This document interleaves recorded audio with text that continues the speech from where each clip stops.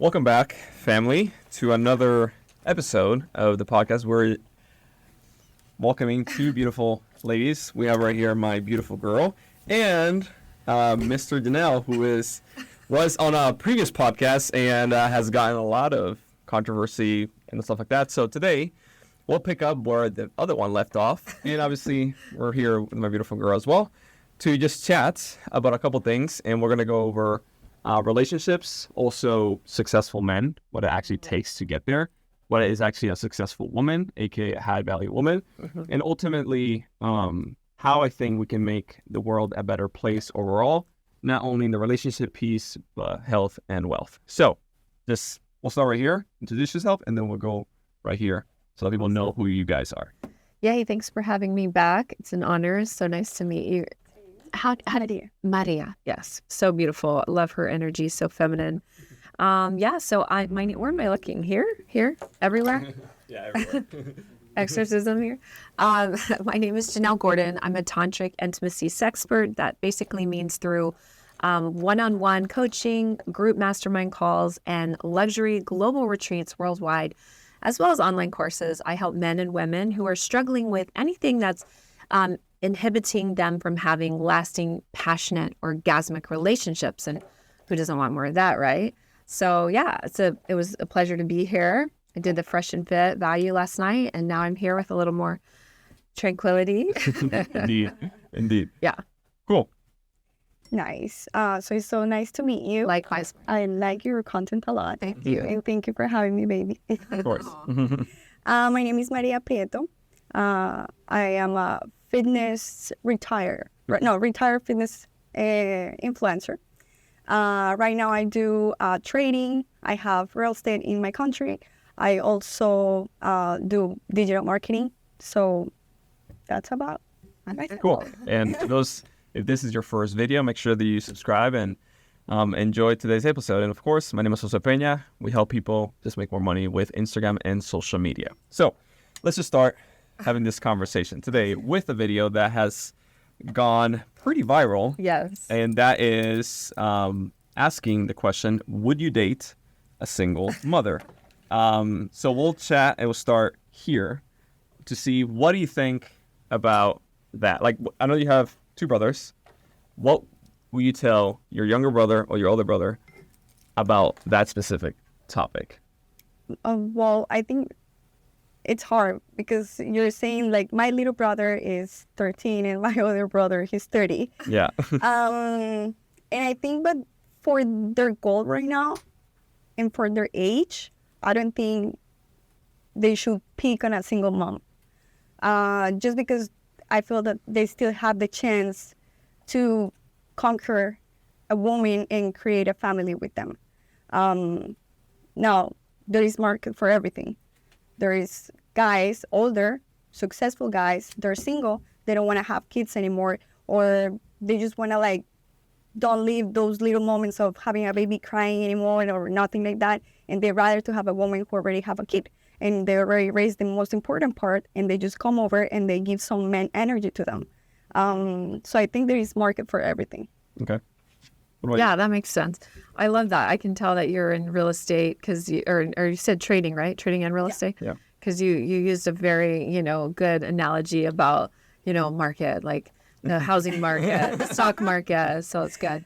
So, I find it fascinating that people got so triggered by this. So what people aren't triggered by, or what they are triggered by, is obviously a reflection of what needs to change. It's so triggering is just something that means that there's growth there to be had.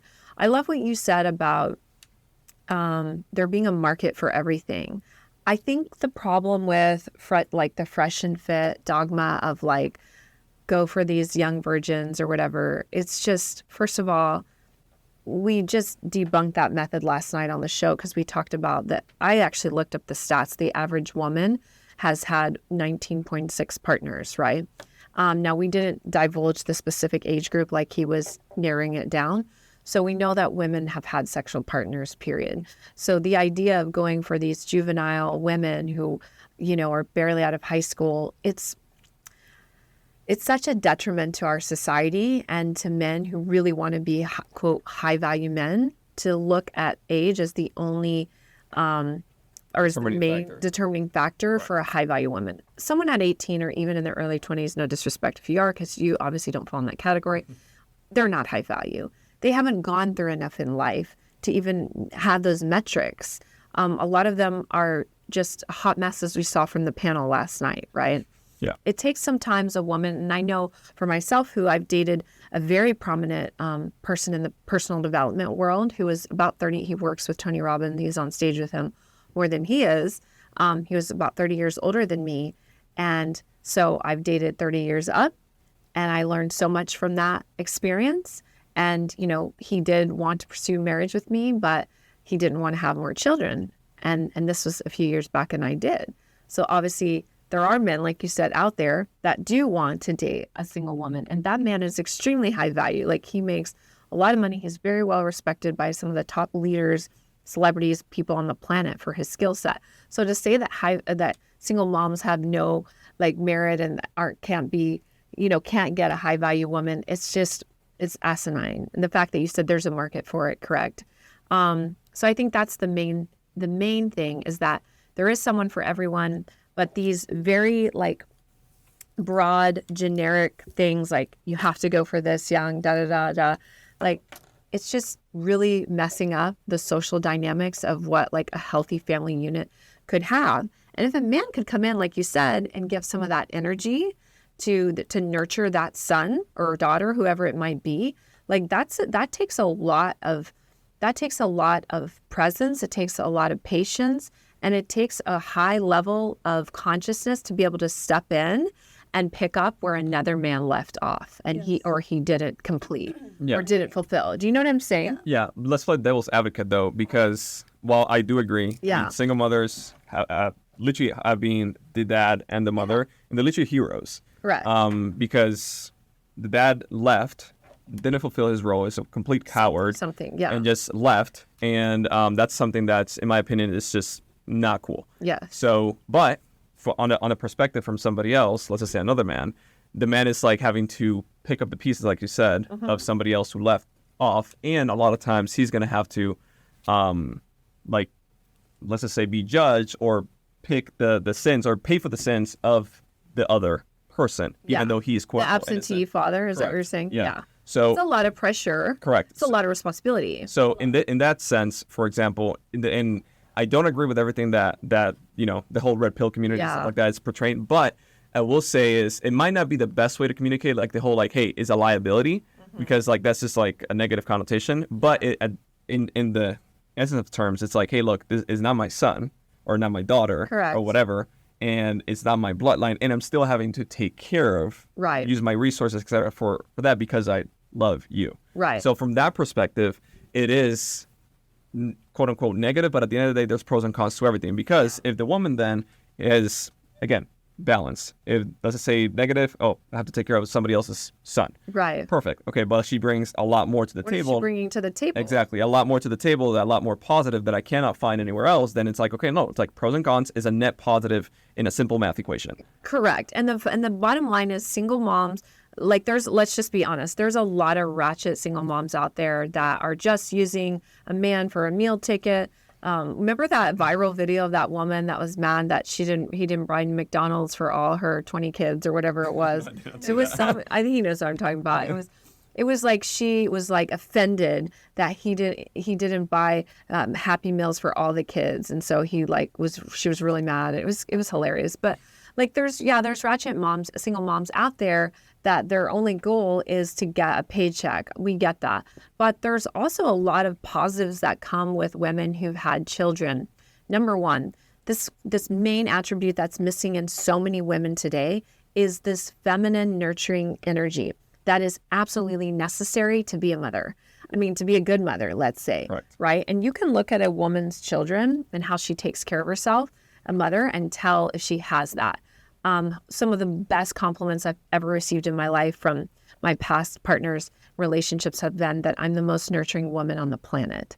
And a really high value man wants that in his life to help him as he builds his empire, so that she's taking care of the house, she's taking care of the kids or whatever emotional needs that he might have, because men do have emotional needs, even though that was a topic last night too. Yeah, it's like men should not cry in front of their woman, like the whole thing. Come on, like there's certain aspects that was like obviously we can talk about. Yeah. So I think the fact that women can be extremely nurturing, that's a quality that men really love and crave, and they're not getting it. It's obvious because men are fucking hoes all day, but they still want to F more, which means that there's something missing. If they were getting everything they needed in a woman, they wouldn't just be out finding the next 304 to bang. That there would be something that is like, okay, I'm being fulfilled. And that comes with that feminine, divine feminine energy, that essence, that nurturing that many single mothers have as non-mothers do not have. And so that's a huge component. Like they know how to take care. They literally raise a little human, into like adulthood. So why could they not take care of you in those respects? Yeah, I also think that single mothers, they have like a natural masculine energy, can I call it? Because they have to raise a child doing two roles, right? It's very challenging. So not every man is gonna be mentally able to tolerate her maturity or her energy. Why? Because you have a kid, you have to teach him so many things that a man also should be doing, but you have to do everything. Now you have a man next to you, and you're also kind of like a leader. Yeah. So not every man is able to confront that. Well, a good woman will know when that divine masculine energy comes in, that presence, that like that's her time to like let go and let him sort of take the reins. That's very hard for many women. I'm asked a lot, like, how do I balance that in relationships? It's a lot of feminine practice that I do in my personal life, from, meditation, breath work, yoga, sexual stuff that I do with my womb, my yoni, to really cultivate that feminine essence. Because you're right, there's times I do have to be quite masculine, quite dominant, because I'm raising a biracial child in a very racist country, that really wants to, doesn't really care about him. I tell them that all the time. If the world gave you what you deserved, it wouldn't be much, darling. You're half Black and you live in one of the 7th wealthiest areas in the world. So they're looking at you like you're nothing. And I said, but that's not how you're going to become. If you act like Tony Robbins always says, like, the world gives you whatever you ask for, not a million more, not a penny less. So like I'm teaching him now, those things that you ask for what you want, and you're always polite, but you say, no, that's not what I want. I want this. And here's what I'm bringing. So you're right. It is a very masculine job that you have to do both. But the right woman knows how to play her role and surrender, submit, and acquiesce her power to that man that comes in to say, okay, I see what card you're dealing with. And yeah, it may not be like a royal flush, but I'm willing to like take a chance on this. Yeah. And then you hand him the cards and let him manage the deck. How do you handle then in that situation disagreements? Because let's just say, obviously, the son typically will come first. Than the relationship. And in the comment section is like all the men were like, no, the son is always going to come first. I will never date a single mom because of XYZ. And then the woman's like, yes, my son always comes first. So like that's a dichotomy as well, obviously, because you can't, it's your own flesh and blood, and then somebody external is coming into your like life. That's a very hard question, and I've heard both sides of the coin, but I've had the blessing of being trained under Tony Robbins, and every event I've been to all of them multiple times, and he's worked with my nonprofit. And so I've heard straight from God's mouth, if you will, like how this works. And I believe I thought this way as well, but to hear it from his perspective made sense. Just from an energetic perspective, I understood it. But when he explained it, I was like, oh, I get it. So you don't come first when I first meet you, obviously. But I make provisions to make sure that you're totally provided for no matter what. If if you're like my Shiva, you're my guy, like if you need food or you're sick, and, I'm going to find a way to get there. Even if it means I bring my son or I have someone's, like, I'm going to do my part to make sure your needs are always met as well, in addition. Now, if we get serious and it's like you become my husband, or we're in a committed long-term monogamous relationship, whatever the case may be, then at that point, and especially if I'm married, like, you do come first. And a lot of women don't understand this. And here's why. It's really hard, because I look at my sweet, beautiful son's face and I'm like, oh my God, I understand why women have a hard time with this. But here's the thing. I want my son to not grow up and be a simp, right? I want him to be an alpha man that attracts a beautiful feminine woman that loves him, supports him, nurtures him. Support meaning not financially, but like supports his needs that he needs so he can go out and create. And all these things that a mother wants for her son. So if he sees a fucked up display of sexual polarity in the home, meaning I put my son over my husband's needs, then he's going to do the same thing with his wife, right? Like he's going to forgo her and just focus on his kids. Now, if that's your daughter, you're pissed at my son, correct? Yeah. You don't want your daughter to not be cared for. Correct. Right? Do you understand how that's like? It's hard for y'all that don't have kids to really grasp that. But so when your children look at you and see mom and dad are like this, they're one. And we get all that love from that divine union, that oneness imparted to us so that we can go out in the world and have functioning, healthy, spiritual relationships or marriages that are that same dynamic, that there's one leader, the man, and the woman follows his lead. He's given it to much is given, much is required, a huge responsibility, right? Correct. So she supports him in that, and they're one unit. Your child is under that. And that is a hard thing for many people to swallow who have kids and also those who don't. But it's a spiritual concept. So for me, it makes sense. Like I honor him like he's my God and he honors God. Like that's our connection to the source. And our children look up to us in that. Like we're God to them, right? Does that make sense? Yeah, it does make sense. So in short, put the partner above the children because you Absolutely. are one flesh with your partner, not with your children. Correct. And do you want your child to have that kind of same relationship dynamic when they grow up? Correct. I would beat a bitch's ass if she like neglected my son. I'd be like, what the hell? Like I raised a god over here. Like my son he's cool. Like he's a little healer. He's been to 13 countries already and he's 8, you know?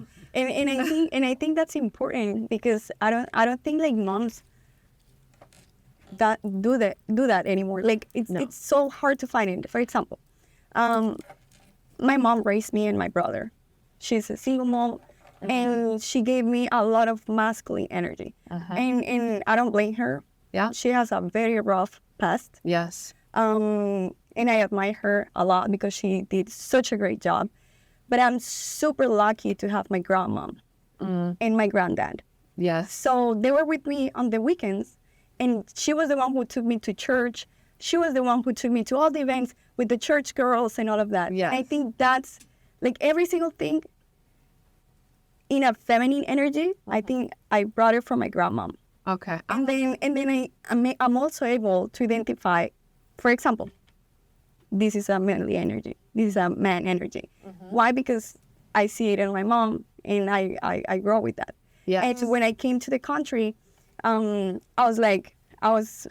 ended my first relationship in Colombia, and I was like a man. I was like, oh, I'm super unique. I don't want to have anything for sure. I don't want to I'm gonna work and I'm gonna build my empire and I'm gonna be like super power and this and that. And I was very rude at guys. I was super rude, and I still think, and sometimes I'm not with my boyfriend. but when a man comes to me, sometimes I feel like I'm very always like. That's good. That's good. Yeah. In this situation, it's good.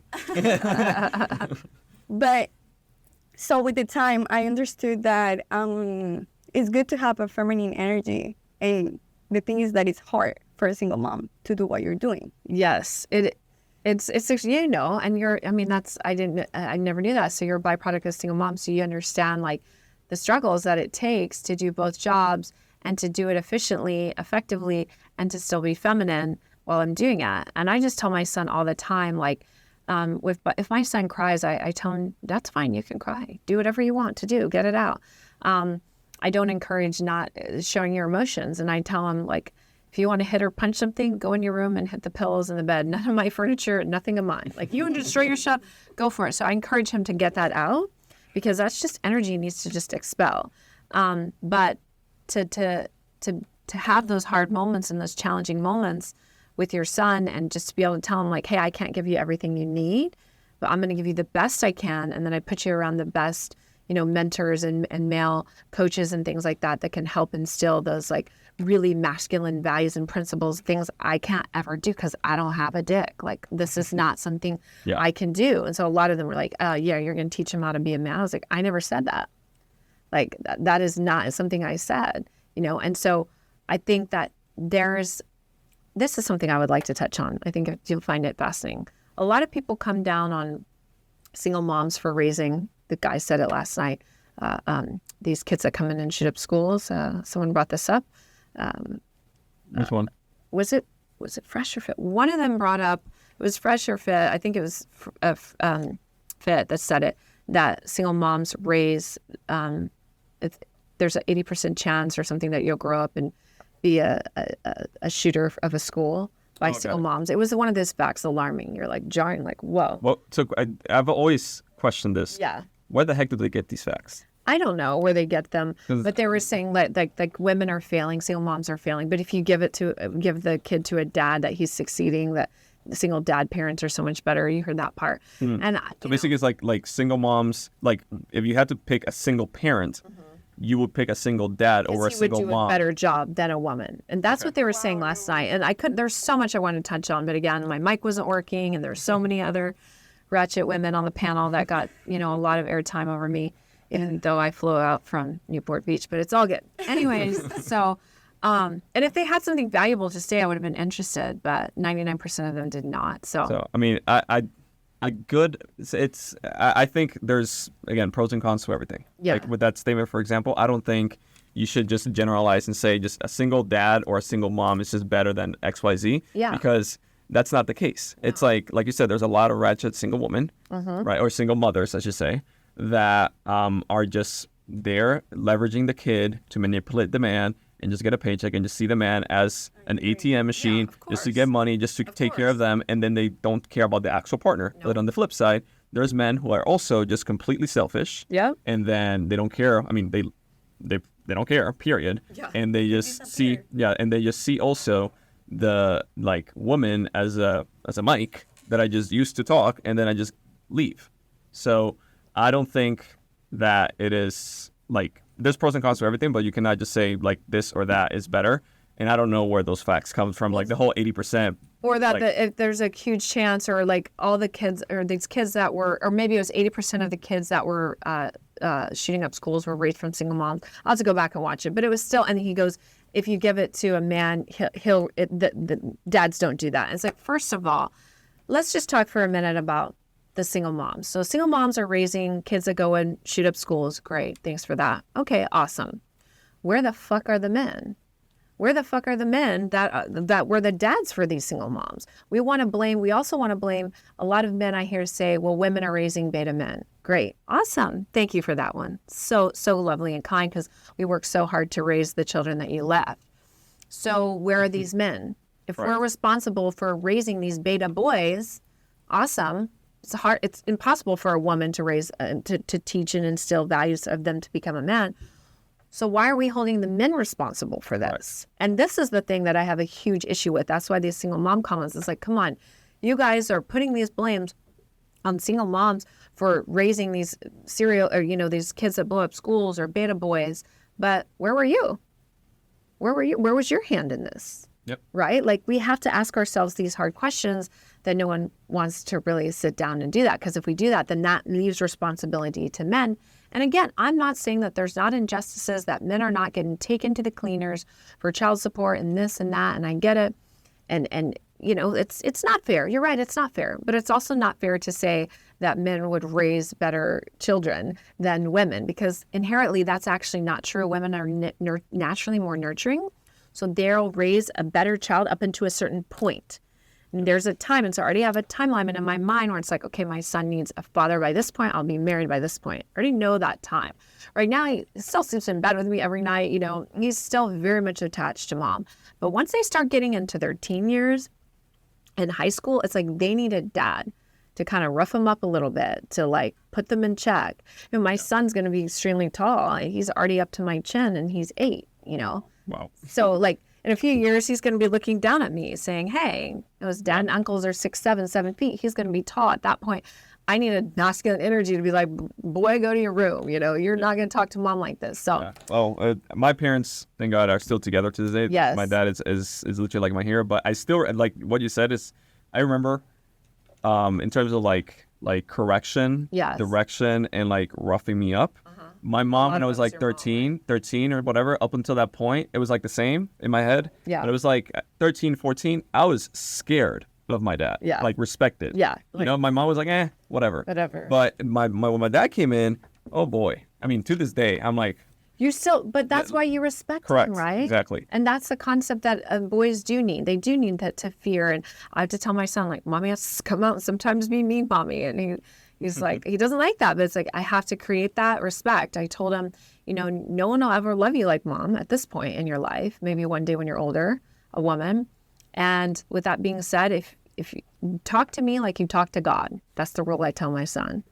And so it's like when he starts, you know, smarting off because the kids and school and all that stuff, they talk to each other crazy, kids, boys. Yeah. But when I tell him like, I'm God to you, I'm your mom. If you wouldn't talk to God that way, don't even think about talking to your mom that way. And I think that that's a thing that, you know, Respect. it's a respect thing, and and a lot of that is inherently done with the father creating that like, you've got to fear me, respect me kind of energy, kind of like Correct. they were talking about last night on the show with women. Like, Yeah. Yeah. And I also think the whole, like, well, now at least in the United States, you can't beat a child, even though like it sounds bad. No. But the reality is, I mean, I still to this day remember some situations getting my ass handed to me. Yeah. And today I say thank you. Yeah. I say like, hey, thank you. Like, I'm so thankful for my dad and my mom who whooped my ass extremely hard. Because I was, I mean, only child, very like hyperactive. I was like always of fighting. energy, right?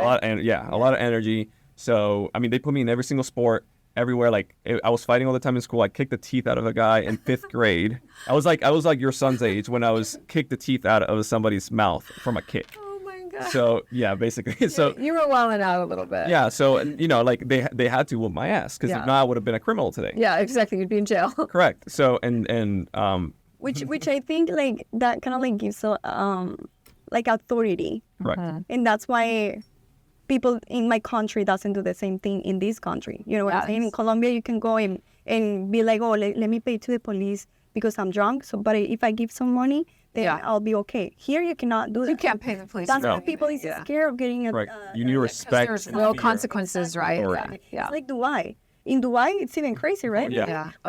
We had a guy in an Uber, and he told us that he used to live in Dubai, and he says that the people over there, like, they go to jail.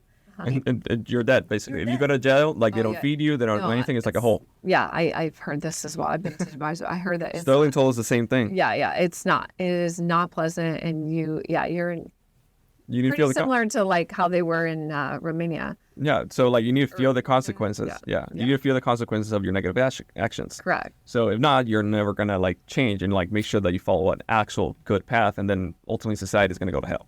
Yeah, and I think we have to remember, like, there's so many amazing single boys that were raised by single moms, just to name a few. You know, Keanu Reeves, Kanye, whether you like him or not, he's profoundly changed the culture of music and fashion, like, forever. Yeezys are still out. You know, I own a few pair myself. Jay-Z, Barack Obama, I believe. I'm forgetting a few more, but, like, these were all raised by single moms, so nobody ever talks about that. Like, there's so many more I'm forgetting, but those were just a few. Yeah. So what would you say then is like talking about like single moms is like the definition of, we've heard the definition a lot, and I do want to expand on it, of a high value man, which the whole red pill thing, it's like just money, which is so much more than just money, because if that was that, then men or women will love Bill Gates, who's a dork. But you know, that's not the case. yeah. So the question is, let's just start first with women, is what constitutes a high value woman in your opinion? Well, actually, it's so nice. I brought it. You I brought your always- notes. Yeah. No, I literally write this down every day because I feel like as a woman, you have to work on yourself every day. And for you to become a high value woman, you have to like literally find something new every day. Every day you can learn, every day you can nurture yourself because there is something new going on every day. So it's so funny because I have it here. I consider that self-control is a one of the most important things that women should have. And for example, a feminine woman, they don't have that because they don't know how to respect it. Like, oh no, Very emotional. So Like the girls on Fresh and Fit. yeah, like, oh, So we're saying don't be them. yeah, like, oh, be a provider, but please respect my super mega business of OnlyFans. yeah. Loyalty, honesty, obviously taking care of yourself, not only physically but mentally, like meditations, like go for a walk, talk to yourself, have conversations with God, look at the mirror at yourself, love yourself. Yeah. That's very important. Also know your boundaries.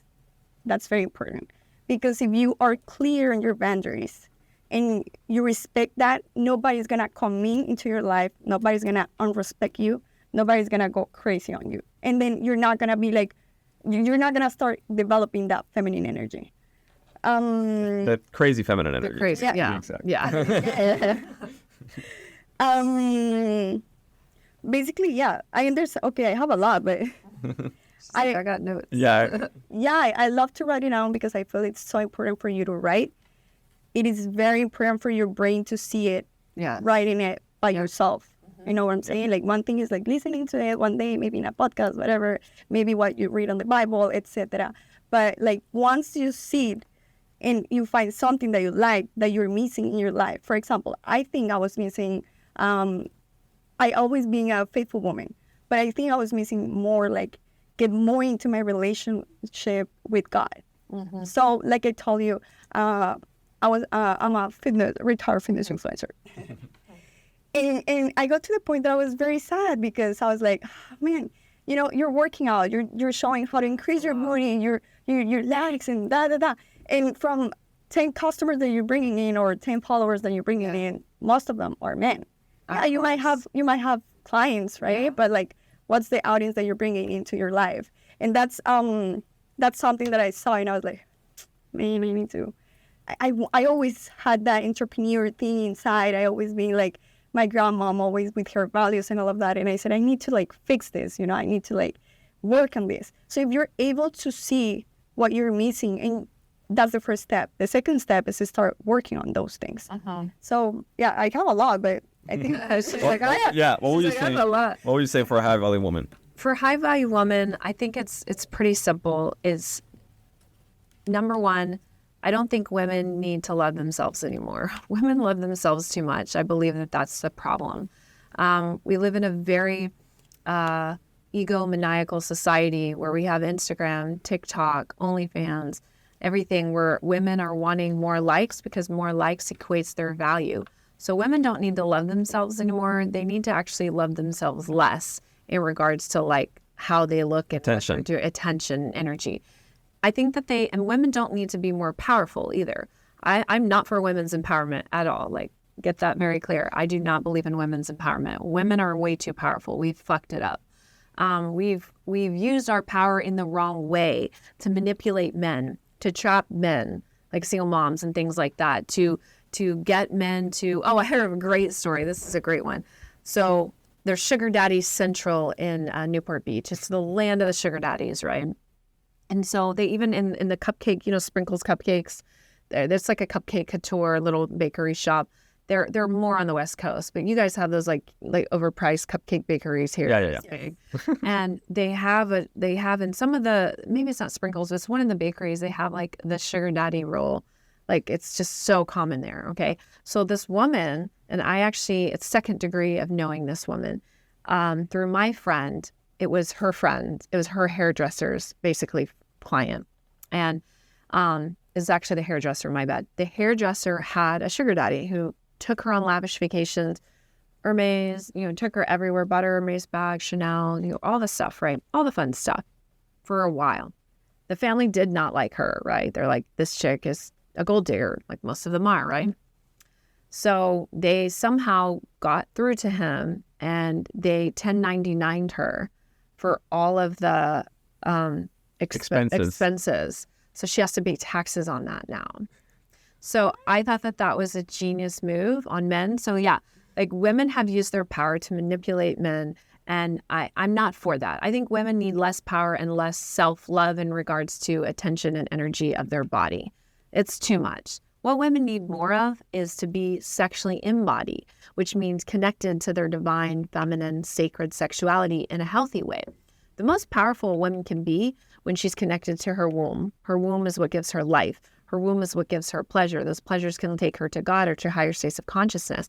That pleasure involves her partner, right? So like women spending less time on the physical and more time on their yoni, on their womb, on taking care of it, on managing that, less time on themselves and being powerful and being hotter. Like these things are superficial. Yes, at the end, guys don't want to fuck someone who's not hot. I understand that.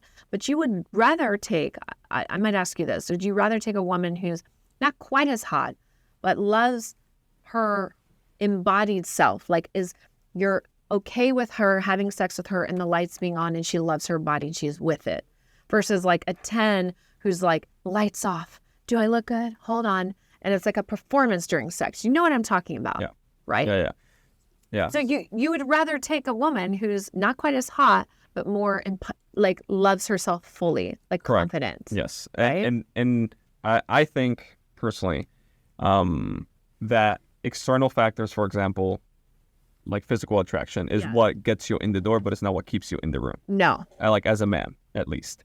So like you can be as hot as you want, but I will not stay with you if you don't have the right character. The attributes, correct. Correct. And that's, I think, what, for example, we're talking about women. Women lack, typical, outside, is they lack understanding of that. They say, hey, look, just because this guy took me on a date or we smashed or whatever the case may be, then I got him. Oh, I thought he was going to say. Correct. And that's not the case. No. Because your physical attraction got him in the room, but your character is what makes him stay. Well, just like Fresh said, or Fit said last night, like a guy could literally sleep with a woman and she could get in a car accident the next day and he would not care, because sex to men is not emotional. I'm not saying like he's an animal, but he wouldn't be like, oh, like that's actually died, but oh well, like, because he's not attached to her. Women think that if they fuck a man, that they can keep a man, but that is not the prerequisite. So women need to work on being submissive, being fully surrendered. To be surrendered means you have to be surrendered in your own body. Women can't orgasm. About 30% of women can't orgasm through penetration. It's because they won't surrender to their own body. They don't know their anatomy. They can't surrender to themselves. How can they surrender with you when you're having sex? Because the deeper orgasms take a lot of surrender, right? So being submissive, being surrendered, being receptive, being able to take what a man says and understand that it's for the higher good of the relationship. So it's not a chance to argue. It's a chance to say he probably knows best if he is that divine masculine power. Not every man, right? Correct. So being sexually embodied, sexually spiritually embodied, being fully receptive, being fully surrendered, being fully submissive, being able to be vulnerable. We talked about that last night, like vulnerable and share with their partner, like, hey, their honest truth. But as I said last night, women lie to themselves, so they're going to lie to you, right? Yeah. Like there's a lot of women on the panel apparently lying. So I think for women, like you need to go back to the basics, get out your Martha Stewart book, like study how to be like, this doesn't mean you can't have a business too. I'm not saying that either. I totally agree. Like that girl wants to be an attorney, great. But there comes a point when I think she should focus on being feminine now. And I have a school of femininity that I teach women how to be feminine, how to be embodied, how to do all those things, and then get married. And then you can still finish your degree and stuff, but you do it more at a not aggressive pace, right? Because the theme on the panel was all those older women who were like, whatever, women over 30s or the ones that hit 40 were saying, man, like, I regret this. That one woman said it, even the porn star said it, like, I regret like not being more feminine, not, foregoing my career for a partner. Yeah. Right? Like all the women admitted eventually. And even though the studies are saying that single women are happy now without kids, they're happy because that's been conditioned, y'all. Like people are like, no, single women are the happiest women now. They don't want kids. That has been conditioned as a product of our society now. You got to understand that. Yeah. And I don't think, we'll just have to wait 20, 25 years so those women reach 60 and then they realize, crap, I made a mistake. Alone. But as you're alone and it's already too late. I don't have a kid, don't have a partner, don't have Correct. grandkids. And I personally think, and like we'll get it into it here in a second, is women should close their legs more. Yeah, that's true. Because like, and we'll talk about high value man, like what's that to constitute and how you become that. But, and I didn't think like this before. It's, again, growing, personal development, understanding, and you like pushing forward and evolving as you go through life. But the reality is this is, number one, men think that just because they have financial success, they deserve the world. And that is not the case.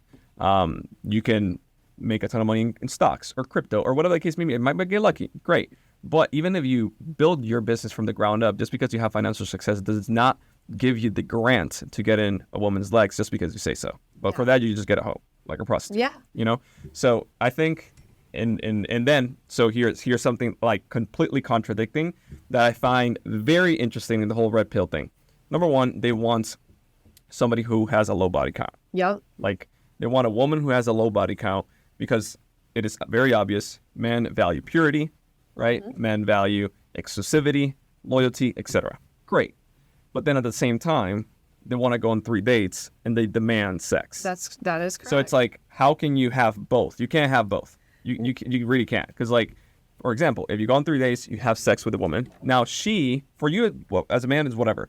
But as a woman, then you are -1.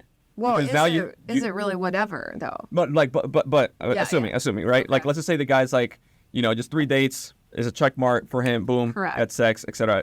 Then for the girl, it's a risk because she has a +1 in body count and a -1 in, like, if this relation doesn't work out, then on the next one I have an extra body on my list, and the next guy might not see that or might not like that. Correct. So the whole thing, in my opinion, right? The whole thing, in my opinion, is that right now men are like, hey, you think your vagina is gold?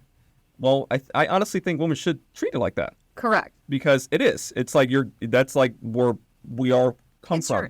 That is your power. Correct. That is your power, and it's in a sacred way, in a divine way. Yeah, you cannot use it to manipulate, though. No, it's your connection to God, to your and to life, to creating life. So I advocate for that as well. And I was thinking these very thoughts on the panel last night when they were talking about the body count. I'm like, women just have to stop fucking men. Like, just stop doing it. Just don't do it. Say no to drugs. Say no to dick. You can do it. Like, this is a concept. Like, say no to dick. I've been celibate. Like, I know people use that word. Through my whole Tantra training, I did not fuck anyone. I literally was going to school to learn how to be a good sexual educator, and I did not have sex with anyone. Like, I saved that time in my life to really, really just heal from a lot of the things that I experienced in my life and to really dive deep into the teachings because it really meant something to me to have a connection with a higher power. It was important. And it was so important for my healing. So I think women have to stop fucking men. And what will happen is men will do the work to level up, to get them because men need sex, women need love and connection, commitment. So men will do whatever it takes to bring that to the table. Because they're realizing on the third day, oh, she's not going to open up. She's not going to open her legs. Okay, well then I gotta come harder because men love a challenge.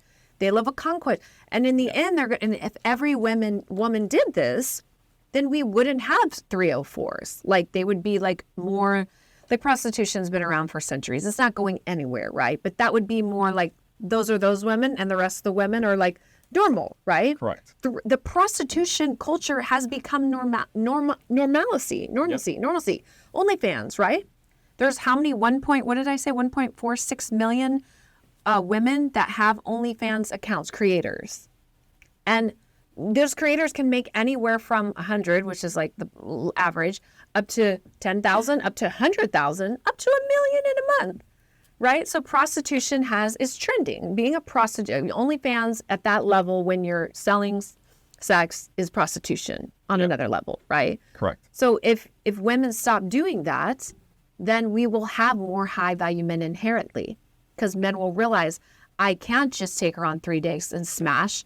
I have to better myself. I have to put in the work and become a better human and make myself a more attractive man in all the areas that we're saying. It's great: finances, fitness, faith, all these things that you need to do, right? Correct. But at the same time, there's a higher standard for that man because he knows that woman's going to keep her legs closed. But women won't do that because women think if I fuck him, he will marry me. And it doesn't work like that sometimes? Yes. Are there outliers and everything? Yes. Yeah. Is that the status quo? No. No. Just because you fuck a man doesn't mean he's going to put a ring on it. No. I also agree. I also agree here in Miami. I don't know over there, but like here it's so hard to date because Why would you say? For a man or a woman? both. Both. But like for example, there is so many people that come to United States from other countries, like Yes. our countries. I know. You know, like eating McDonald's in Colombia, for example, it's a luxury. You know, here is like my everyday. You know, like Yeah. like people survive with McDonald's for $1. So when they come over here, for example, women, they come over here to Miami, and these guys come and they just buy one bottle and they have a table. Yeah. They think that's That's like everything. They think luxury that or that's whatever. life. That's oh my God, the king. This is a provider. This is so. Then they go like, oh, they fell in love in one night. They have sex, and then the next day when they throw him to the side, Yeah, for the next. they go like, oh, I don't know why they didn't to be serious. You know what I'm saying? That's a hard thing here. And I understand because the cultural differences and the socioeconomic class structure can be very confusing if you're coming in third world or less developed countries is the more appropriate thing to say. And that can be very challenging. But men, listen, people treat you like you let them treat you. So if women started demanding that men treat them and we're not saying, let me digress. I'm not saying that women need to say, oh, you have to do this, this, and this. But if the standard was like, I'm not fucking you until we are in a committed relationship and I know that this is going somewhere, and just waited and had more self-love. Here's where you can put the self-love and have more self-love for your vagina. Have more self-love for your womb. Every time you fuck a man, you're literally taking all that energy of all the other women he's fucked and you're putting it inside your body. And if you're taking the ratchet 304s that were on the panel last night inside your body, most people that would kill them. That would definitely kill me. So my advice is to give yourself some self-love and put that inside of your womb and just, like you were saying, close your legs more. That is going to make all the difference. And it'll set a higher standard for men. Correct. They'll know that they can't just get it on date 3, right? yeah, definitely. And don't get impressed with a car, for example, because here in US you just need a good credit score to get a car. Yeah, that is true. Yeah, that's true. They should be impressed with what? What would you say? Character. Correct. Yeah. What does that mean? A lot of people probably can't spell the word. So So this is what I would say. We were talking about how woman. I would say, as a man, that I think I still need to have a lot to grow. Yes. I also think I have reached a level that most men don't have. yes. And what I would say is, and I've also seen my dad. My dad, I would say, is like the highest value man I know, and he's not rich. I love that. And my dad is a pastor, and and he's made a lot of money too. But he decided, you know what? I don't need money, and I don't want money because my calling in life is being a pastor and helping people Yes. and serve. So, and we'll talk about serving here in a second. But what I would say as a man is, number one, obviously you need, like, if you're like on your ass doing nothing, like get over your ass. Like if somebody's watching this and then the next thing you do after watching this is you go and play another YouTube video or another podcast or whatever, and you mental masturbate, which is also something real, you're doing nothing. Yeah. So that's what I would say is We like call it mental masturbation. mental masturbation. It's like what entrepreneurs do or entrepreneurs do. It's like they just read, watch Do podcasts. this one day, but they don't ever do Yeah, it. correct. Exactly. They're like, oh, I'm going to start that business, or I'm going to do XYZ, I'm going to do da-da-da. Like entrepreneurs, it's like, You have to just actually do it. correct. Exactly. So that's like step one. And this comes from somebody who's an introvert, Right. believe it or not. Like No, I'm I an can only tell you child, are. I can only tell. child, that is a pastor. Yeah. You know, it's I like, understand. like I'm a pastor's daughter as well. I super, get it. super strict, etc. So this comes from somebody who's an introvert that had to learn all these skills in order to get ahead in life. Yes. So I would say step one is that.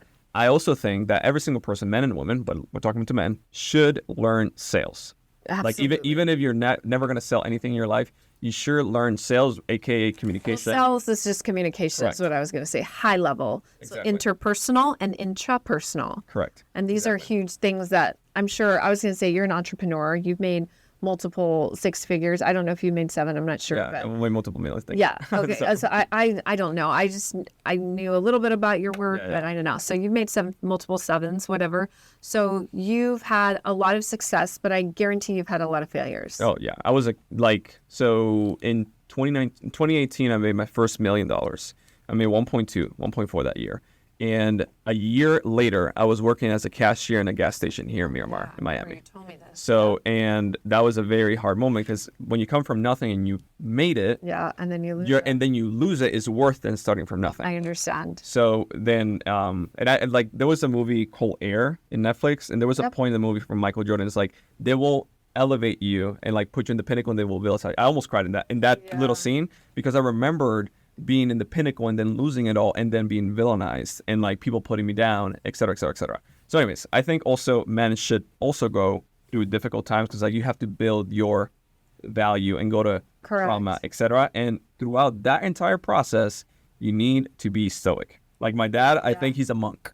Honestly, like I've never seen him scream at my mom. I never seen him hit my mom. I never seen them argue ever. Yeah. To this day, my mom is like, "Ah!" Like my dad's like, wait, yeah, he just comes in. He's like, wait, I'm talking to you in love. What is the problem? Literally that. And he's pissed. So like, that's something I've had to learn. And today in my business, for example, something bad happens. I'm like, want to kill somebody. And the way I talk, it's like, okay. And then it's like pause. Because you're in control of your emotions, which is why I was, when she was saying, oh, that men beat up things, and they're more emotional. Men are not more emotional. They do have emotions, but they have a lot more testosterone in them, which makes them more aggressive and gives them like a burst of energy. You feel like you're God, right? Yeah. That person, like, even that's why guys, they're always like, well, why do these guys that know that they looked at that guy that they could totally kill them, but they went after them anyway?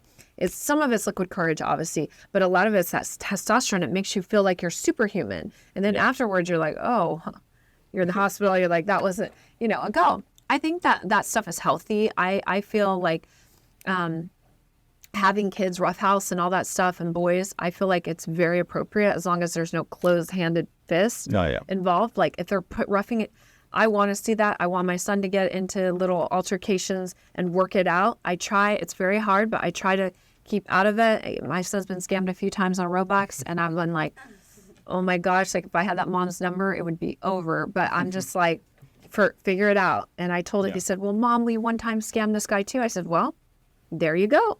I said, you scammed someone. He's like, but it was only for a little pet. And I said, well, you got your karma because he got you. So I had to like teach, and I would tell parents a lot to let your kids get hurt.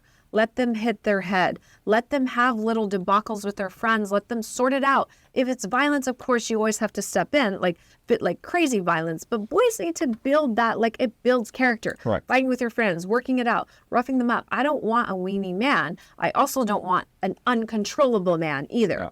If your emotions are in check, and you're like, okay, or if you're going to get a fight, one punch is going to do the job. Like you're going to get it. You don't need to do all the extra stuff because all the energy comes in and you attack and you're done. And then you kind of go about your life, right? I've seen it happen. I've seen men do that to defend my honor. It was one punch and they were on the ground. I was like, And the guy wasn't like, check me, all the stuff that these guys do. Right. It was just like he dropped him. The guy was out. They pulled him into the back of the club because he was lights out, and he left. He was like, I'll never let anyone disrespect you. I was like, fair enough. So that kind of energy that it's like, it's when you need to take physical action. I don't think that there's anything wrong with it if you're defending your woman's honor or you're protecting your family or children, but managing your emotions. And the stoicism is very big now. It's like, I would call that now, it's like Shiva presence. You're tapped in because we equate like the feminine energy and the masculine energy to elements. So like the woman is the earth. She's always like, we were just hailing in Fort Lauderdale this morning, that's Shakti, divine feminine energy.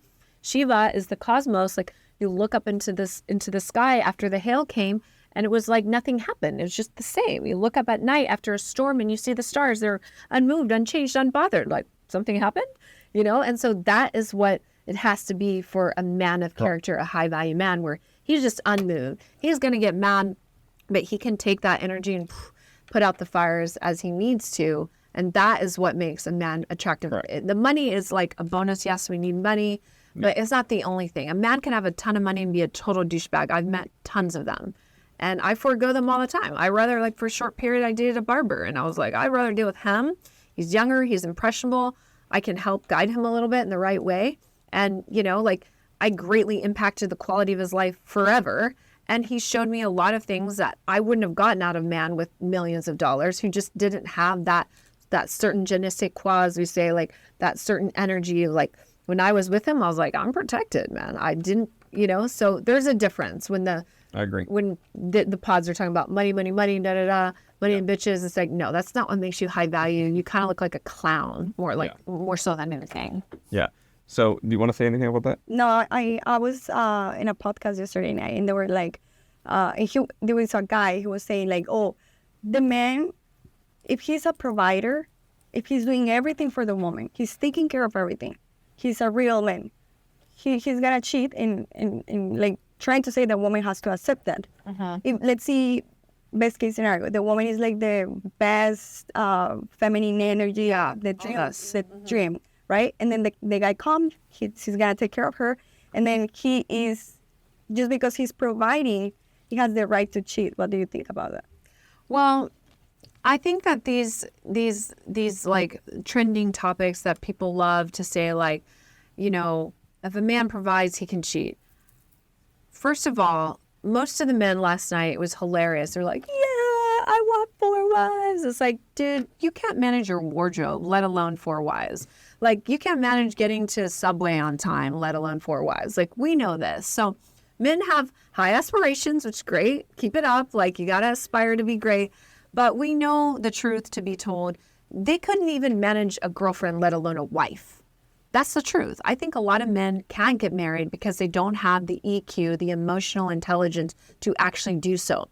To deal with a woman, like you said in your father's case, it's not easy. I'll admit it. Women are unpredictable. We're emotional. We're irrational. We make rash judgments because of hormones like estrogen, progesterone, a lot of crazy hormones that do fucked up stuff to us, right? No excuse, but it's just what it is. So it takes a really strong, high-value man to deal with that and to be unmoved and unchanged by a woman's chaotic energy, which is also beautiful. You'd be bored with us if we were like you. It's like, you don't want to fuck another stoic man. You want to fuck someone who's like moving and a little crazy now and then. Like, a little bit of craziness is good, not too much, right? And a lot of Latino women were a little more crazy than your next chick, but men love that too. That's one of the reasons you love us.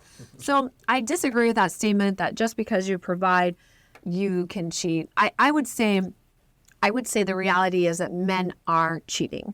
They are stepping out on women. And it happens to just go, mostly, not always. If there's faith involved, it's less, mostly.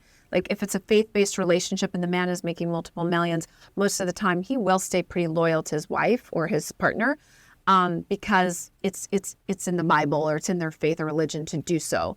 However, I will say that the more resources that a man has, I know this from my clients, the more access they have to women wanting to fuck them or be with them. And most men are weak and can't turn that shit down. They're just weak. No offense. Yeah. Like, I would, if I was a guy and I had a dick, I would fuck everything that walked. Why not? Like, that's fun. New people, like, I have a ton of shoes. I have a shoe collection. I like to wear them. Like, it's fun to change shoes. That's what it is for guys most of the time, right? So I don't blame men for being men. However, it takes a man of character, of high discipline, to forego temptation when it's knocking at their door. And fortunately and unfortunately, for men and women, the higher value the man is, the more temptation he gets thrown in his lap, and most of the time he will bite. Now, I will also say, I'll caveat that's by saying that if you're with a good man and he is providing for you and your children, and he is high value in the regards of he's a man of character and he makes good money and he takes care of you guys and he's present, he provides, he protects, he has a penis, meaning like the P's, like he's sticking you down, all these great things that a woman needs. He sees you, you feel safe, love, blah, blah, blah, and he cheats on you. I don't think that's the reason for you to leave the relationship. A lot of people disagree, but cheating it's not the problem. It's just a byproduct of what the problem really was. So my job is to keep the family unit together and to find out what that problem was, and let's solve that. Because cheating is not the problem. It's just a byproduct. It's a byproduct of the actual underlying issue. So, and the stats show that, married couples are having sex approximately 12 times a year. On the low end, the high end, 24.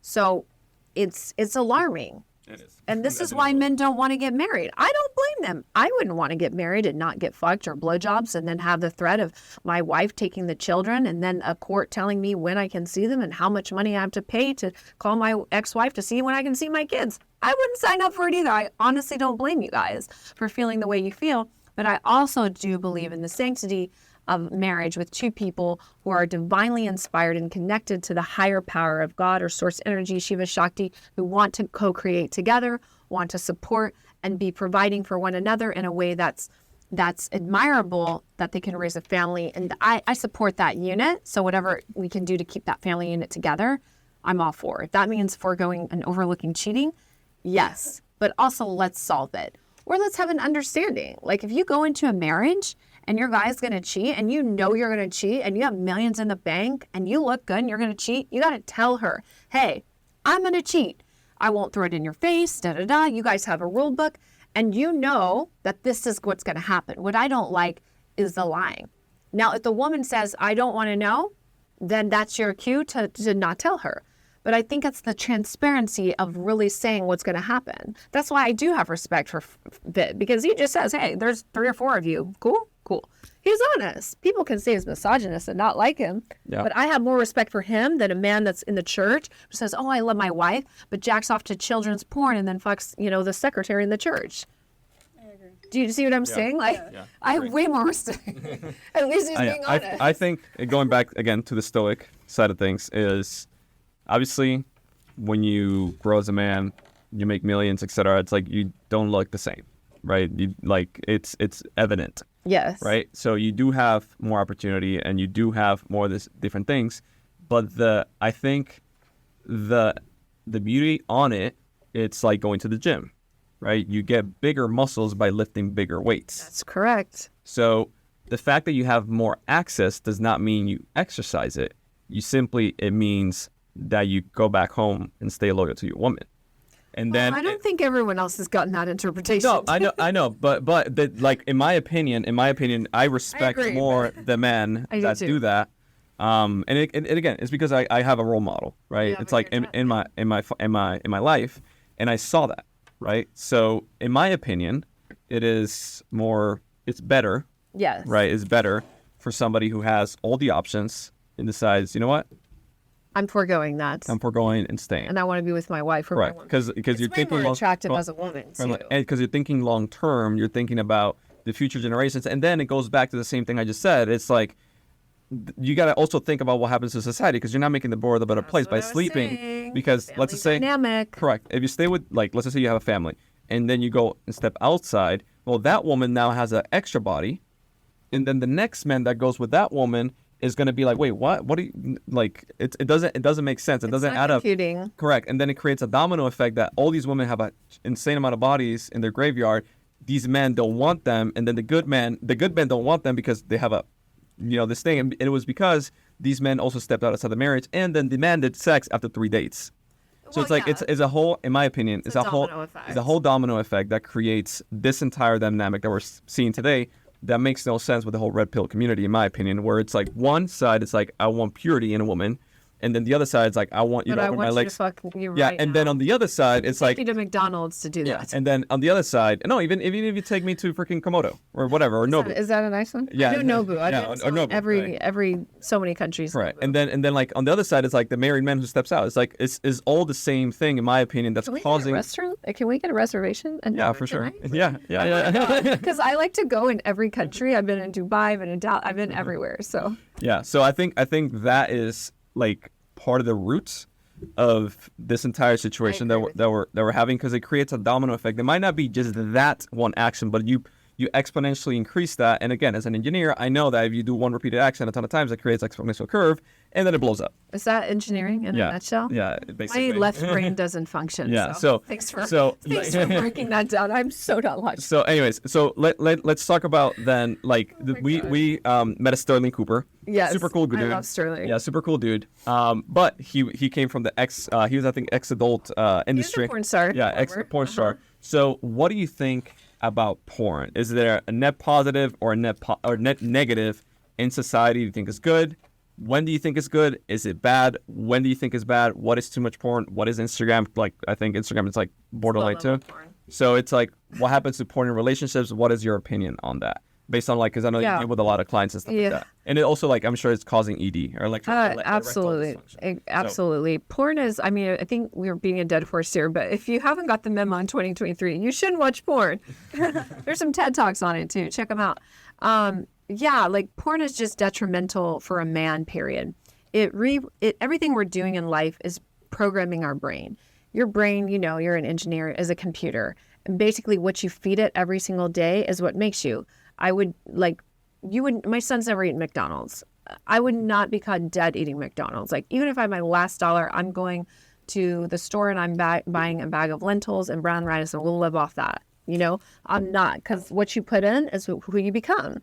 So porn is basically putting in images, pictures, and pixels of not real sexual encounters and experiences that now puts it into a man's brain that in order to get an erection and have an ejaculation, aka orgasm as most know it, I have to have this scenario, this woman, this body type, this gangbang, this, you know, whatever, flushing girls' heads down the toilet, which is another trending thing in porn today. Like all these things, the weird fetish porn that's out there, but people say, oh, that's crazy. I just watched the good old, you know, DP stuff. Like, no, it's always, porn starts as a gateway drug. It starts from like the you know, the basic porn, you know, MILF, you know, whatever, all this stuff. And then it goes into like the hardcore stuff, and then it's serious addictions, and people cannot shake that. Not only does it affect young men your age, I have clients in their early 20s coming to me saying, I have ED. Like, I have problems. I can't get it up, or I can't last. Or, you know, one of my clients, like, he had to take an injection. He had to shoot himself every time he wanted to masturbate or have sex.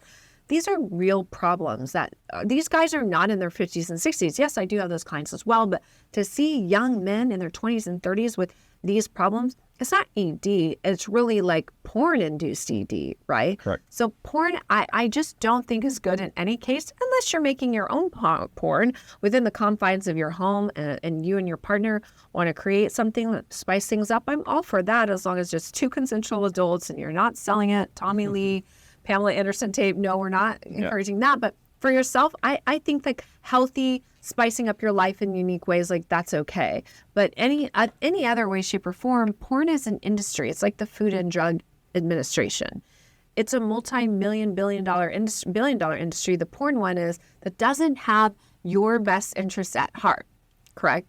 Anytime an industry is making billions, it's not probably good for the consumers, right? Like do you know what I'm saying? Like, yeah, like the pharmaceutical industry, the food industry, McDonald's, etc. All of these. Food and Drug Administration, they don't care about your health. They care about their wealth, right? It's the same thing with the porn industry. It's like, they don't care that they're messing up your body and messing up the chance of you having a partner or meeting a woman and getting a wife. They just want your money, bro. Yeah. Like, right? So this is serious, and it's sad that we haven't quite got this on. I think it's also like one of the biggest, I don't want to say number one, but like probably in the first 10 reasons why relationships ended. Because the men just, at the end when you watch porn, the end result is to come, right? So the man doesn't like try to pursue a woman anymore. You know what I'm saying? And we like to feel desired. We want the man to kiss us all over, to trade it, to make us feel beautiful, when, you know, before we actually have sex. Yeah. Men is becoming lazy because of porn, because they just have to turn on the TV, do what they have to do, and it's quick. It's not even 5 minutes. Oh, yeah. No, because the average man lasts 5 to 7 minutes. You're right. You're right about that. And it also, you talked about the communications and sales.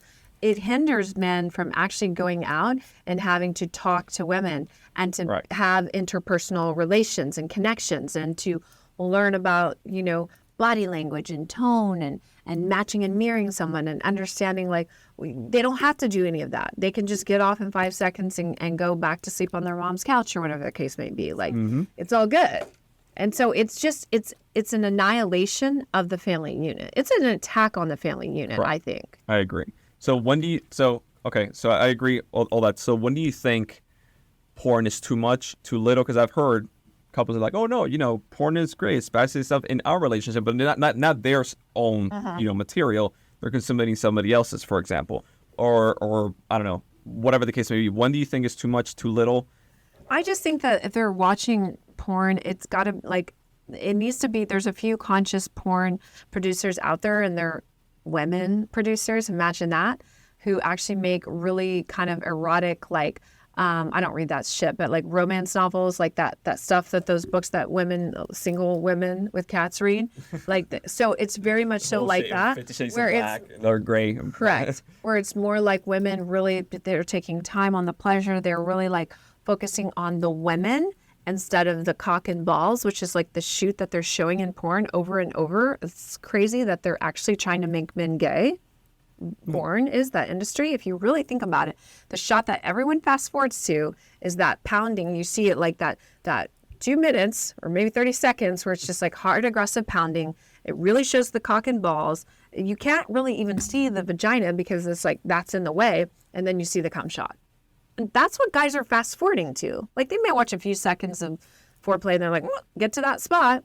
So they're also trying to make men gay. Why would they want that? If men are gay, they obviously turn beta, right? On the next level, women are now, like our lawyer here, becoming the men. Yep. And women are in more credit card debt than men.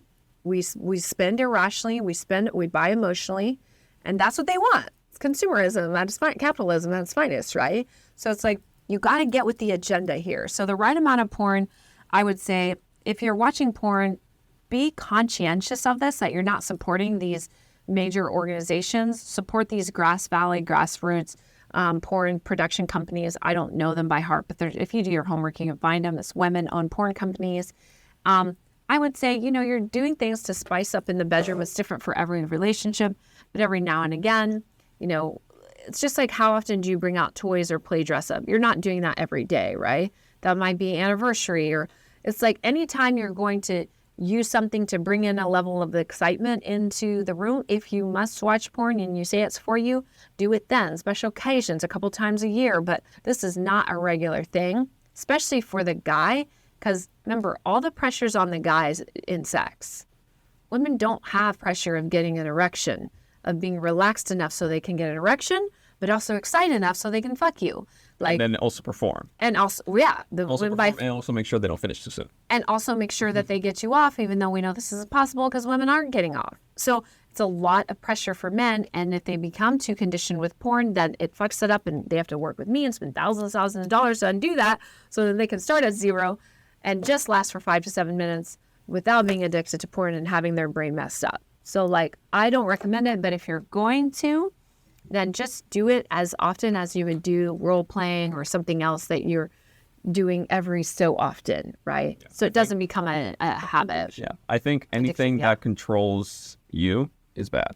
Yes. Like even sex with your partner or whatever. Like if you're controlled, meaning you cannot say no to something, it is bad. Anything in life, in excess is bad. That's true. Like absolutely everything, even water. Yeah, I get my lab done every year, and last year I was too alkaline. Oh my God. I'm plant-based. I don't what I put in my body is I'm very strict. And they were like, my girlfriend who's a doctor, but she's also holistic. She's like, go drink some tap water for a few days. So she's like, no, just drink some spring water. You got to bring it down. Yeah. So you don't want to, there's always a slave and master dynamic. And this is not to be offensive to anyone in any demographic. I just want to use this. Can I please use this analogy without being, You'll see the comments going in. Yeah. But there's always a slave and master dynamic in everything in life. So in sex, are you the slave to sex? Or are you the master of your sexual energy? Correct. Most of the time, people are enchained and they're a slave to their sexual energy. Your goal is to be the master of it. And that's what I teach, sexual mastery and sexual polarity. Yeah, same thing in finance. Are you a slave of your money or are you a master of it? And I agree. So, okay. So question for you, like porn is very like black and white, I think. But what is porn to women? What is the equivalent to that? Like 50 Shades of Grey or 365 or Instagram more attention. Like what is that thing that then on the other side is damaging For women? Correct, women. Oh, it's vibrators and dildos. Vibrators are the curse of a woman's body because you're just setting your man up for failure. Jeez, y'all, think about it.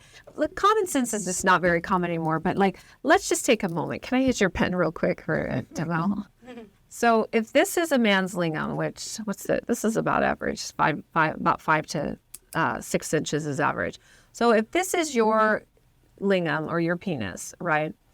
And a woman's vagina can already not orgasm with you putting your lingam inside of her yoni. Like we already know the facts. 77% of women only orgasm through clitoral stimulation. So basically she doesn't even need this because it's not doing anything once it's inside you. So we already know that. But now you're taking I'm going to borrow this, your vibrator from under your drawer that you paid about $300 for, and you're putting it inside your already numb yoni that's not orgasming because of trauma, shame, and a list of myriad of other things we won't get into. So we know your man's lingam's not doing it, but then you put this high-powered inside you, which finally somehow produces an orgasm because it's through engineering and mechanical devices, right? And mostly clitoral stimulation with a little bit of penetration as well. Then you drop the dildo, the vibrator back, and you go back to your lingam, and you're wanting to have sex with your partner. Now you just fucked him more. He didn't fuck you, you fucked him. Because you already weren't getting off on his lingam without the vibrator. Then you bring the vibrator and it desensitizes her womb, her yoni. So you are giving this poor guy has no chance now. His dick can't turn 365 degrees at 400 horsepower. Like, you're just fucking him. Women, like, stop buying these dildos. Wait, I have a question. Visit my shop. I have crystal yoni wands that do not turn on or off. They're charged with, like, the energies of love and all the surrender, all the stuff you want. And that's what you should put inside you. And that's it. Okay, for the women out there, probably are using that a lot. A lot. Especially the ones with no partners, right? Yeah. As a woman, can you... I mean, I'm like completely like oblivious to this fact. I'm like, really? It's happening? Yes. Can a woman go back? Can reverse. Can reverse. Yeah, you have to just, I say if you want to use a vibrator, you can put it in your booty. Like, that's okay. Like, whatever you do up there is fine. But, like, you don't, first of all, want to put, like, those products inside of your womb. It's the silicone, metal, like you don't even want to wrap your food in tinfoil, which I still do. Unfortunately, it's very convenient sometimes when you're grilling or this and that, but you want to put metal inside of your body or even plastic or silicone. It's just crazy that we're not thinking, women. Come on, let's think. So yes, you can reverse it, but it takes a lot of training. I have these eggs that I sell on my site. They're jade eggs, and there's different sizes. It's like going to the gym. You're doing 20, 30, 40 pounds. You have the same thing for your womb inside of your yoni. So your vagina, your yoni is a muscle. It's the only muscle in your body that even the most fit women in the world don't think about working out. You know, you trained your body so well that you could probably never work out again in your life and you'll still maintain some tone, but it's not going to be as you would like it to be, right? You still work out, I'm sure, 3 to 5 days a week at some moderate level, but you did the base work. Well, most women don't work out like you at all. You know, they're working out, whatever, running on the treadmill, whatever they're doing. I love women who hit every machine in the gym. I'm like, why are you doing this? Please stop. And the selfie. Huh? The selfie. Is this that you hit every machine in the gym? I suppose it's selfie. Oh, a selfie. I'm like, pick one body and stick to it. Jesus. But so you have to train up, right? So with the eggs in your body, you start with the larger one because just think, if you've never worked out, even if you haven't had kids, so just say you have good hygiene and all that stuff, but you've never worked out your vagina in how many years? How old are you? 27. 27. You're almost, okay, so you're nearing 30. We'll just say 30 for fun. 30, I know it's scary, but just for example, 30 years, great. She looks amazing. I thought she was younger. So in 30 years, you haven't worked out your vagina. Imagine if in 30 years you hadn't worked out your biceps. What would they look like? Jelly. Correct. So your body right now, your womb, it just hasn't been worked out. It's no big deal, your yoni. So when you start with an egg, you're going to start with the bigger one so your body can grip it. If you start with the tiny one, it can't grip it because the walls are a muscle. You need to grip it. So I sell small, medium, large eggs. They come in a kit, just like 20, 30, 40 pounds. You would start with 20 and then work up to 40, but it's the other way. You would start with the bigger and go down. So women have to start retraining their muscles so that they can get that elastic back in their vaginal walls. That's how they're able to actually have orgasm, is by having a toned vaginal wall, yoni, so that they can grip the lingam, right? So you've got to start. So yes, you can unsensitize yourself, but it takes a lot of work. A lot of eggs, a lot of yoni steaming, a lot of time.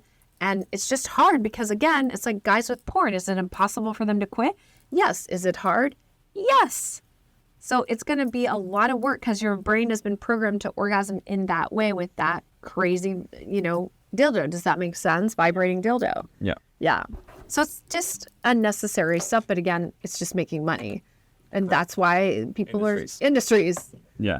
Yeah. Yeah. That makes sense. So I saw the other day on going back to Fresh and Fast, I saw the other day that they said there was a Twitter post, something that basically said, like, young men, if you're 20, focus on your career, get a vasectomy and go sleep around. It's like that to me, it's like stupid, like to the nth degree, because it then goes back to the whole domino effect. We talked about this last night. Correct. Too, on the Yeah. show. So I think, and then like the whole excuse is like, oh, but like men are not going to control this. I'm like, is that an excuse? That should not be an excuse in the first place. Because I just think it's dumb. It's like, and just also get a vasectomy. Well, like, what are you encouraging men to do? It's not even to have a family in the first place. Yeah, it is. I mean, it's all about, like, I think this is extremely detrimental. Like, Correct. How many guys want to go have this surgery? Like, come on. Like, first of all, this is just bad advice. No offense, guys. I do think that you should be focused on your purpose. Your purpose is your higher calling in this life, connected to higher power, whatever you believe in. Like, be focused on that 1,000%. I disagree with them that they shouldn't marry young. I think that it is a gamble, but life's a gamble. You could wait until you're 50 and then try to find a wife. And what is she with you for? Your money, bro. Yeah, She's with you for your money. She doesn't know you. Maybe if you go back to someone you met in high school, you have that chance, but she's probably already knocked up with kids and happy somewhere in South Dakota. So you lose. But like, if you're going with a total stranger who doesn't know you, you're always, and I know a lot of affluent men, they're like, I never know if they really like me, if they're just with me for your money. And guys don't like that feeling. Trust me. They like a lot of other feelings, but not that one, right? So I actually agree. And someone brought up this very good point on the panel last night, that all the powerful men seem to have something in common. What could that be?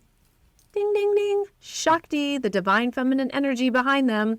Bill Gates, Elon Musk, the Mark Zuckerberg. I'm missing someone else. One of the other big, the Amazon guy. Jeff Bezos. Now he divorced his wife, but he has a badass, like, older woman who's now, she's freaking hot, man. And she's like supporting him. These guys don't stay single. They know that the secret to their power and their success isn't what a woman can do for them. It's what she adds to their life. That presence, that femininity, that nurturing love and sex, for crying out loud. That's a part of it. So some of the most successful men on the planet, all of them are wifed up or booed up. And so this is not there's a reason, because when you have the divine masculine paired with the divine feminine, and they're both doing their roles, being present, unmovable, unshakable, unfuckwithable, being soft, nurturing, feminine, receptive, surrendered, submissive, that's a magic right there. And so this red pill propaganda, wait till you're 50, fuck a bunch of hoes, then find a wife who's a virgin, who's 18, like, it's asinine. Yeah. And the fact that this culture is taking off, it's sad to me. There is a gamble that you might get divorced, but there's also a gamble that you could wake up 50 with a lot of, they didn't reverse that with Chelsea. Wake up in the bank, wake up in 50, 60 with a lot of money in your account and a loan, and you're having to pay for hookers on OnlyFans and on the dating sites. Like that is a reality. And guys, we know this. I don't know what studies are being done, but I've gotten these studies from actual psychologists, friends and colleagues of mine. The happiest demographic in the planet, in America, is married men. Married men are the happiest. Why? Because they like being nurtured, for crying out loud. Especially if they had a good mother, they want that. Or if they didn't, they want it even more. They want to be catered to. They want to be served. They want to be, loved, respected, admired, all these things. Yeah. There's a reason why they're the happiest. And what's the least happiest? Single men. Yep. Money doesn't mean anything. And I think also, like, young men, at the end of the day, I believe, should just build a character, what we talked about earlier, and pursue a career to become successful, not because of the success itself, but because of the person you have to become in order to get there. Yep. So there is a saying for Tony Robbins, it's not the end destination. It's about loving the walk. Correct. So it's the person who you become on the journey that the woman of your dreams will be attracted to, and then you will be able to Shiva presence and Shakti. Yeah, exactly. So you will be able to have that, and then you will have the character, and then you will be able to attract that as well, because you have become the person the other person wants. Yep. And that's, I think, the problem that we have today is like OnlyFans models wants the successful man that does not cheat when you are here actually he found you on OnlyFans, promoting bitch. the same. Like, what do you think? He's not going to ever go on again? Yeah, promoting the same thing, and then you want this guy right here, like it's to be loyal. Exactly. It's like you can't turn a hoe into a housewife, but a housewife can be a hoe in certain instances in the bedroom, and that's fine. Like there's many personas and sexual archetypes women have, and this should all be pursued. Yeah, I think you reap what you sow at the end of the day. Like not directly, but there's a delay in gratification, and also delay in consequence. You do something today, and you do it consistently, and then the result of what you did today will show up years later. Equals happiness, and progress compounds. That's why. But also on the negative side too. The negative compounds faster. Correct. So like if you are then for easy money going this direction, then ultimately down the road you cannot expect something different than what you put out there. That's true, because that's the image. But I will say one thing. I want to ask you one question. I want to bring up something that we spoke on earlier. Your most like destitute moment when you were back at that gas station and you felt like so alone and back to square one, and you look back now where you are now. How many years ago was that? That was 2019, 2020. So 3-4 years. 3-4 years.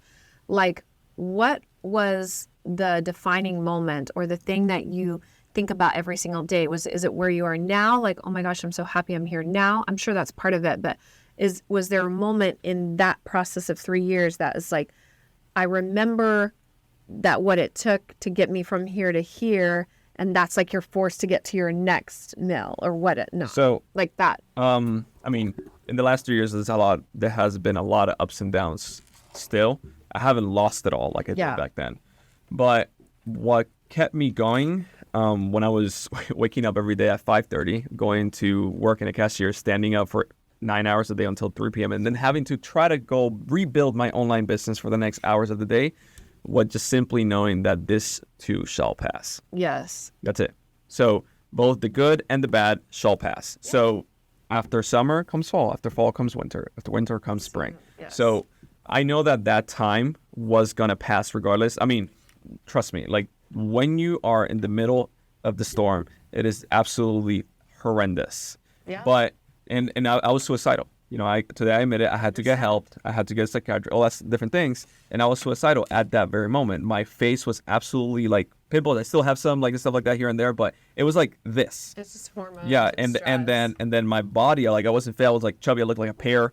And it was hard because I was a semi-pro professional soccer player, ripped like Cristiano Ronaldo. Mm-hmm. So, and then going to that, losing everything and being in that situation was extremely tough because also the people I thought my friends were put me down. So I got out of it because of the network that I had, the good relationships, and then God gave me the strength to just pull in. I know it's like, hey, listen, like if I commit suicide, like I'm gonna destroy my mother, my dad too, and that's just coward. Yeah, that's just being a pussy. So that's something that I do not tolerate. Like how like, you can be scared to like Fear is good because you can use it. Exactly, but courage is still doing it despite the fear. Coward is just staying still. Yes. So for me, it was that, and it was a sink or swim situation. It was like I had to figure it out no matter what. I left the gas station in July 2020.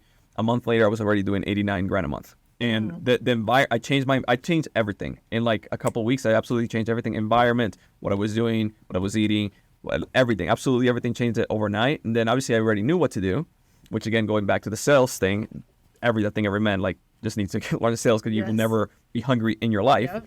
I mean, I got her because I was good at sales. So it's like, I sold myself, you know? So my point is, like, I got through that, and then to answer your question, the next 3 years, through going ups and downs, is this too shall pass. Mm-hmm. So, like, everything in life, both good and bad, this too shall pass. There's seasons in life. There's seasons that you are extremely stressed, overworked, et cetera, et cetera, et cetera. But that too shall pass. And there's seasons that everything's going great, you have momentum, et cetera, et cetera, et cetera. And you have to be wise to understand the two different ones. And, again, keep reaping in order to sow what you actually want in both the good times and the bad times. Yep. So that's what happened in the gas station job, and then also moving forward. And I mean, I've had to learn a lot because like when that happened, the whole gas station, my grandfather passed away. I had a fiance at the time. She dumped me like a week later or something like that. I was like in a very dark spot back then. And like I said, suicidal, etc. I did a lot of mistakes. Like throughout the journey, I did a lot of stuff that I do not agree today, and I condone. I'm like, I cannot believe I did that shit. But it is like it's looking backwards. You know, I cannot, like Steve Jobs says, you cannot connect the dots looking forward. You can only connect them looking backwards. Yes. So it's like, I strongly suggest for everybody, like, do not, like, just build your character, just focus on yourself, and the right person will come. Yeah. So, and that's what I did. So in that scenario, to answer your question, it was hard. It was very tough. A lot of ups and downs. It's been challenging. And even to this day, I'm still paying for the mistakes I did before business-wise. And but that's a part of the character and the man that you become. And that is more valuable to you than you know, someone writing you a check for $10 million because you didn't have to do anything. You didn't have to become anything. You wouldn't have met her, all these things. Correct. And building and growing with someone together is a good look. I also think men and women both need to ask themselves this question.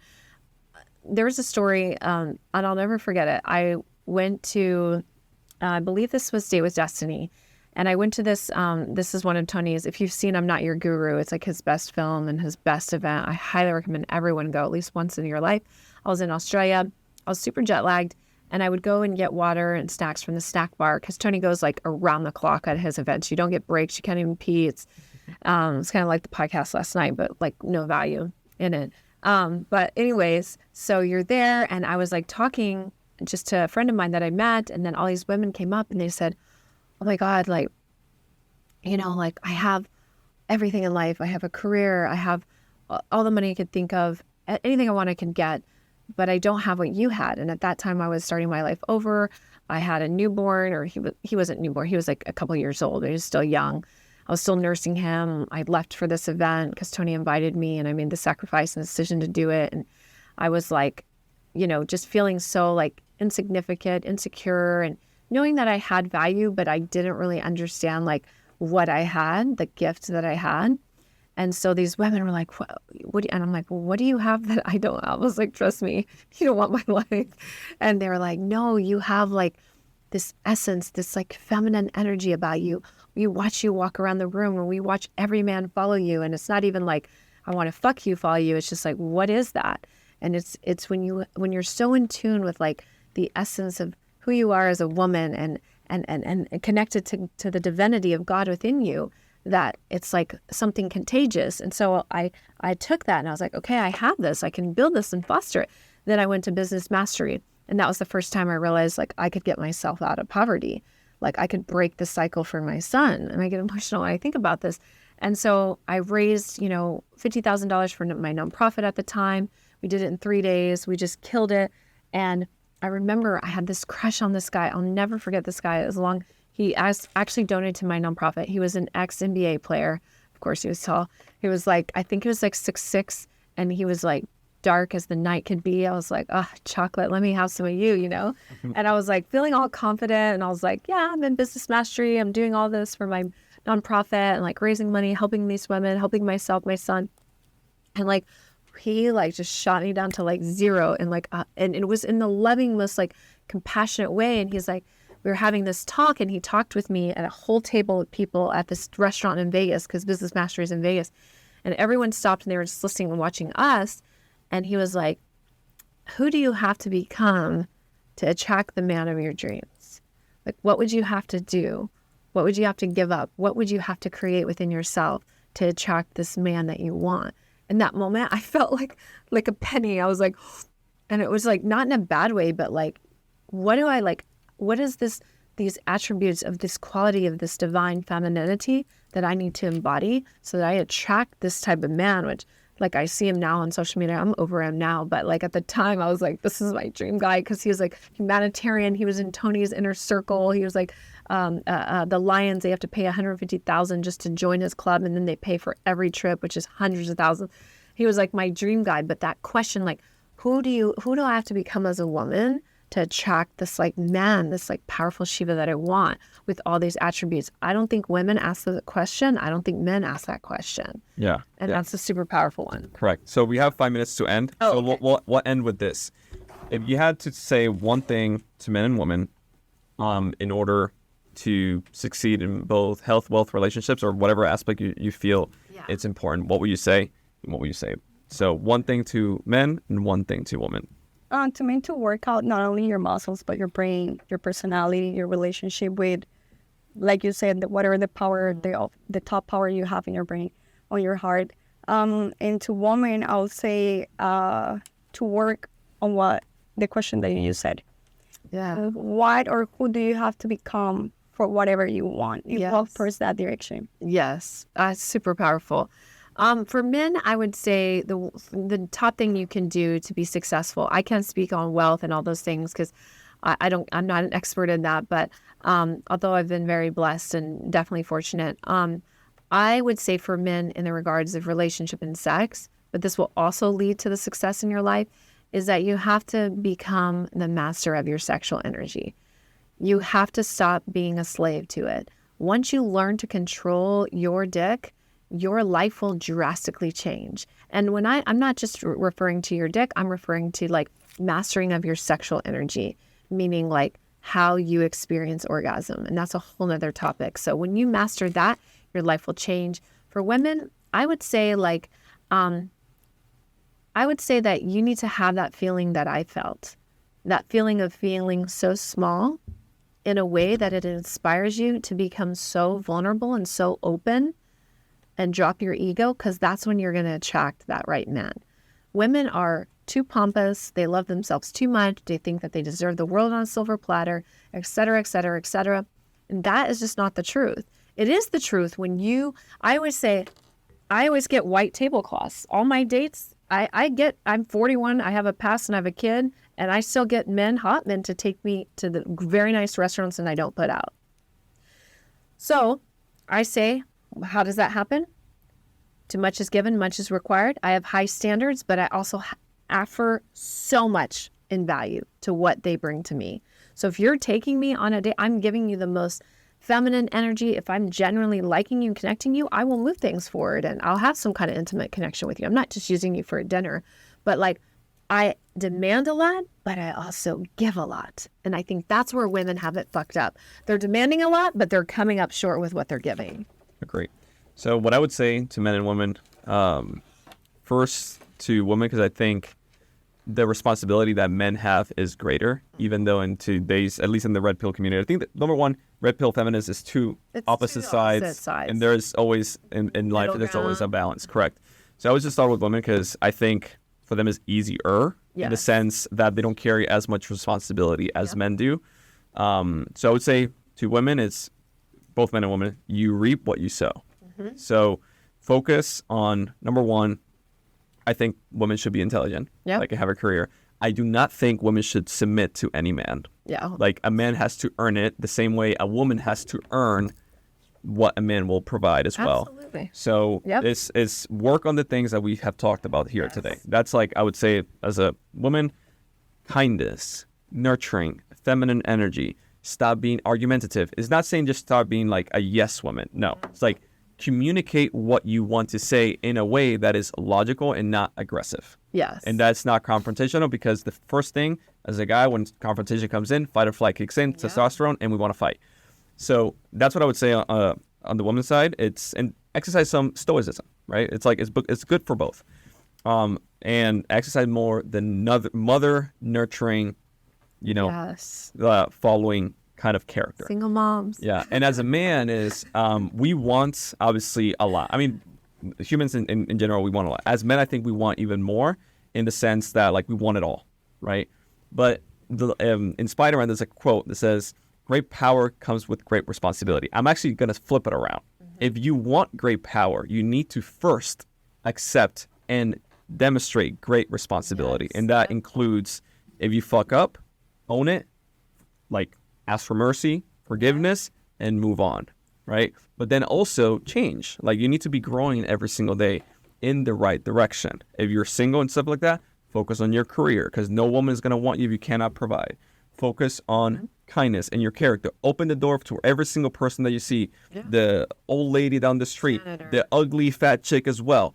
Everybody, not just the hot chick. Introduce you to your hot sister. Yeah, but not just like the hot chick that you like, or maybe that fat chick goes to the gym and becomes hot. Who knows?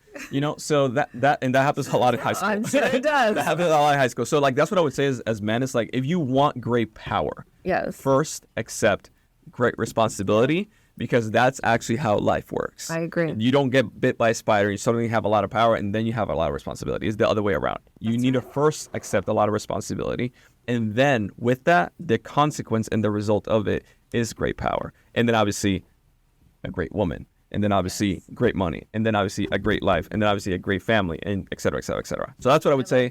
And for both men and women, at the end of the day, for both, you reap what you sow. And a lot of times there's a delay between the cause and the consequence. So you need to own the fact that you fucked up before, move forward, ask for forgiveness, and move on.